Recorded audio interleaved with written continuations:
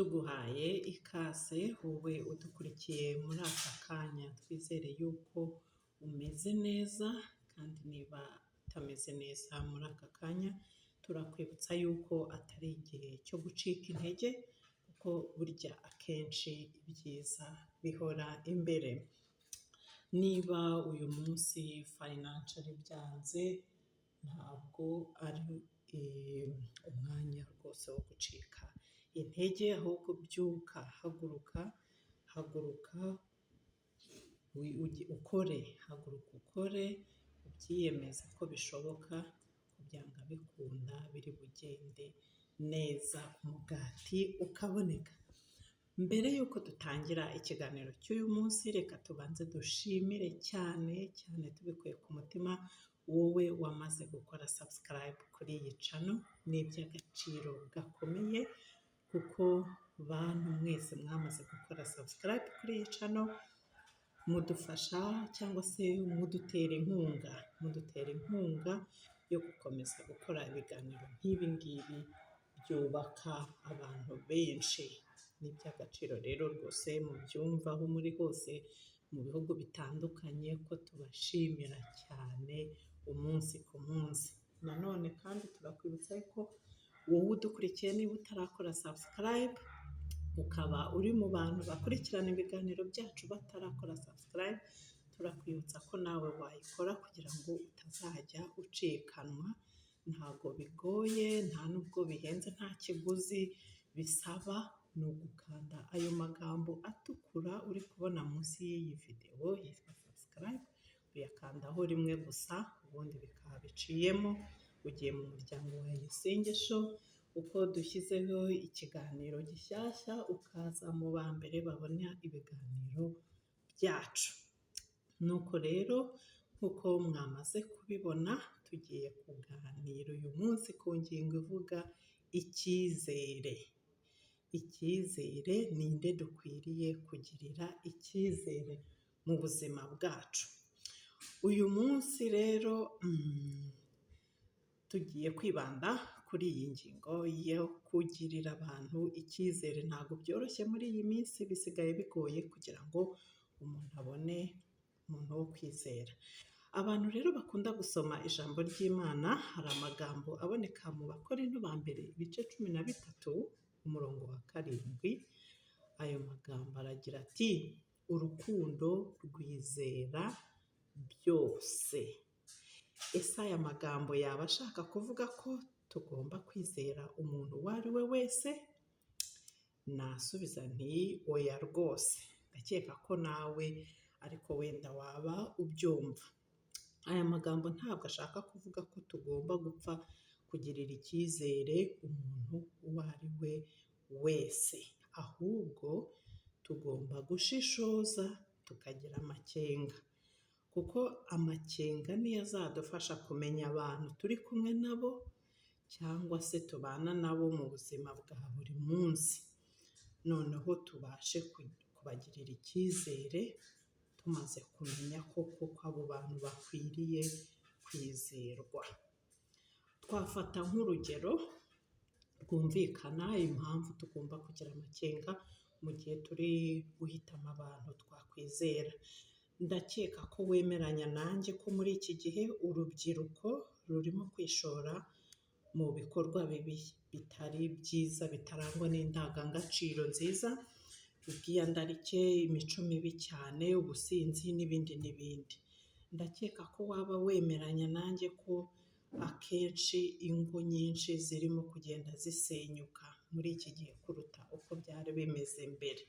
Wakwibaza uti se byaba biterwa n'iki? Akenshi na kenshi biterwa no kutamenya abantu dukwiriye kwizera ngo tubemerere kwinjira mu buzima bwacu bwa buri munsi, dutangire dushyikirane nabo, kuko abenshi uko bagaragara inyuma ntabwo burya imico yabo abo bari bo imbere ntabwo biba ari kimwe, hari igihe tubibeshyaho. Ariyo mpamvu natangiye mvuga nti amakenga, gushishoza birakenewe mu gihe duhitamo abantu twakwizera ko batubera inshuti za bugufi, tukabasangiza ubuzima bwacu bwa buri munsi.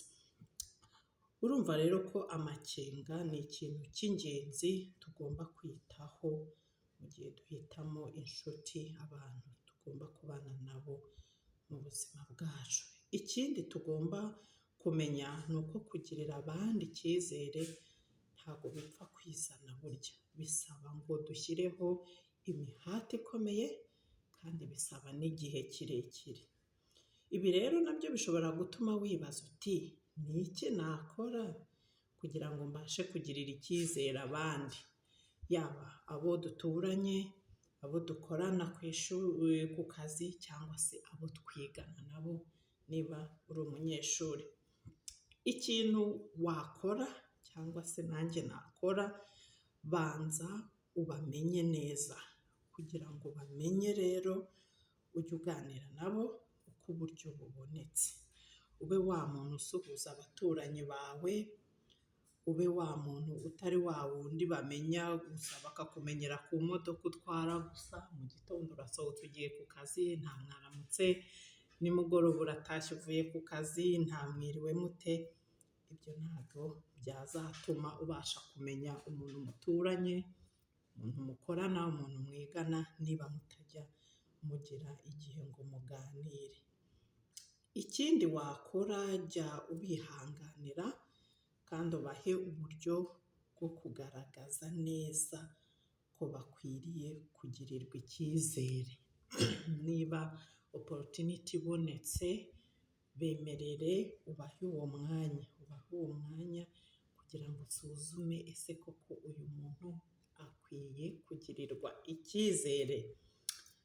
Nuko birumvikana rero ko nanone ikindi kintu tugomba kwitondera, ntabwo tuzapfa kubwira amabanga yacu umuntu tutaramenya neza, ariko kandi uko tuzagenda turushaho kumenyana ni nako tuzumva twisanzuye, tukabona uko twamubwira ibituri ku mutima. Hahandi nahoze mvuga amakenga aracyazamo mu bintu byose. Burya mu buzima amakenga iyo ubasha kuyagira arakurinda agatuma ukora ibintu bisobanutse bitarimo ingorane. Na hano rero amakenga aradufasha mu kumenya abantu twagirira icyizere. Ikindi kintu twakora,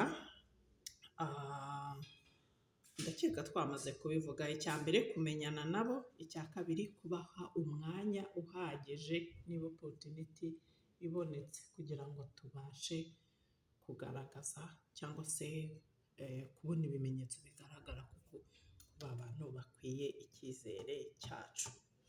Wakora iki rero igihe wamaze kwizera umuntu noneho bikagira gutya akaguhindukana, akagutenguha cyangwa se akaguhemukira mu buryo bukomeye? Wakora iki? Wahita umucamo umurongo? Ndakeka atari cyo gisubizo cyaba gikwiye. Icy'ingenzi cyangwa se icyo twavuga aha ngaha, ntabwo umutari uguhita umutakariza icyizere, kuko burya twese turakosa. Ibyo agukoreye uyu munsi nawe birashoboka ko ejo cyangwa se ejo bundi wazabikorera abandi. Ntugahite umutakariza icyizere ako kanya, ahubwo ujye ureka hashira igihe, hanyuma ubanze utuze. Numara gutuza umutumeho, mwicare ahantu hamwe, mubiganireho. Birashoboka ko ushobora kongera kunguka inshuti, bwa bucuti bukagaruka, ntibuhite burangiriraho. Kuganira ariko wamaze gutuza, kuko burya umuntu wigeze kwizera ukamuha icyizere cyawe yagutengushye, ntabwo biba byoroshye. Niba byarakubayeho wowe urabyumva, ntabwo ari ikintu cyoroshye gutakarizwa. Kwizera umuntu yarangira akagutenguha, kugira ngo cya cyizere kigaruke ni intambara umuntu arwana, ariko birashoboka burya nubwo bigoye. So yeah, ndumva rero amasaha ni ahangaha atwemerera kugarukira. Ikiganiro cyacu tugishoreje ahangaha, ndizera yuko hari ibyo twaba twungutsemo. Niba hari ibyo wungutsemo ukaba wagikunze iki kiganiro, turagutera inkunga yo kutabyihererana, gisangize n'abandi. Hasi aho y'iyi videwo uri bubone ahantu handitse share, hakandeho ugisangize n'abandi.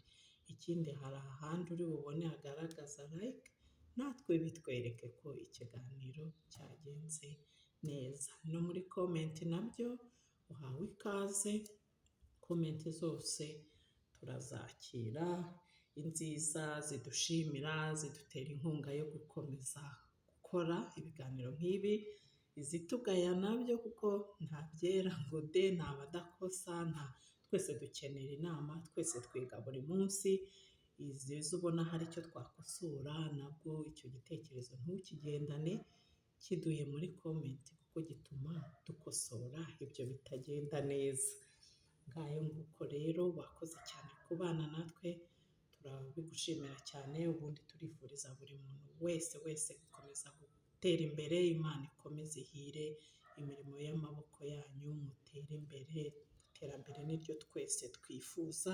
Tubyuka buri munsi kare tujya gushaka iryo terambere, tukaryama dutinze kugira ngo iryo terambere riboneke kuko rirakenewe. Mukomeze mutere imbere, nibyo tubifuriza. Imana ikomeze ibijyemo, mubone amafaranga, mubone n'ayo gusangira n'abandi, kuko burya iyo tuyasangiye n'abandi nibwo arushaho kuryoha cyane. Naho ubutaha rero, mukomeze mugire ibihe byiza.